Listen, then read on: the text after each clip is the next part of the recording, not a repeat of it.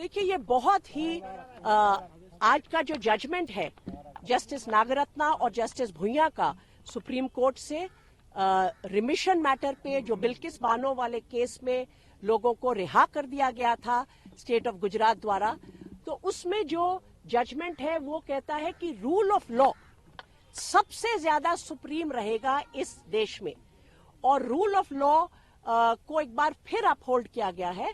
और अदालत ने कहा है रूल ऑफ लॉ सबके लिए सेम है, चाहे आप कोई भी हो, वो आप सब पर बराबर अप्लाई करेगा। मैं तो ये कहूंगी कि इससे एक भरोसा जो हम सब देशवासियों का है रूल ऑफ लॉ पर, उसका एक बार फिर हमारा भरोसा इस पर वापस आता है कि हाँ, रूल ऑफ लॉ अदालत हमेशा अपहोल्ड करेगी, चाहे सामने कोई भी खड़ा हो।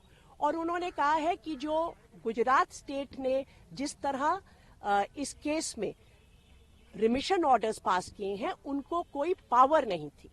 जो पावर है वो अप्रोप्रिएट गवर्नमेंट इस केस में महाराष्ट्र है, क्योंकि ये पर्टिकुलर केस जो 2002 में जो हिंसा हुई थी गुजरात में, उससे ये पूरी इंसिडेंट निकलता है, जिसमें इस पर्टिकुलर इंसिडेंट में 14 से ज्यादा लोगों की हत्या हुई थी और जो ये अक्यूज्ड हैं उनको उसमें कन्विक्ट किया गया था, और 3 औरतों के साथ गैंग रेप, उसमें बच्चों की भी हत्या हुई थी। ये केस का ट्रायल स्टेट ऑफ गुजरात से निकाल के सुप्रीम कोर्ट ने स्टेट ऑफ महाराष्ट्र में भेजा था ताकि फेयर ट्रायल हो सके। वहां पर कन्विक्शन होती है स्पेशल कोर्ट में, वो कन्विक्शन सुप्रीम कोर्ट तक अपहोल्ड होती है।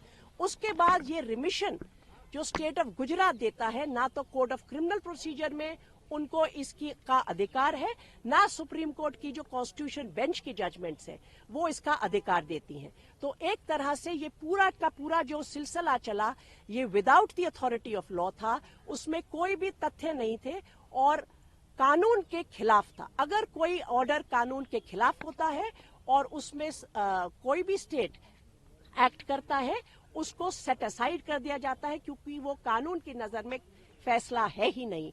उसको सेट असाइड करते हुए कोर्ट ने इस बात पर बहुत ध्यान दिया कि भाई ये लोगों को लिबर्टी मिल चुकी है, पर्सनल लिबर्टी और रूल ऑफ लॉ का क्या रिश्ता होगा, उसमें क्या इनकी लिबर्टी वापस ली जाए। वो सारी बातों पर बहुत गौर करने के बाद अदालत ने ये फैसला किया कि ये लोगों को वापस जेल में अभी जाना होगा, ताकि रूल ऑफ लॉ का पर जो इस देश टिका हुआ है, कोई भी हो उसमें लॉ सबके ऊपर बराबर चलेगा।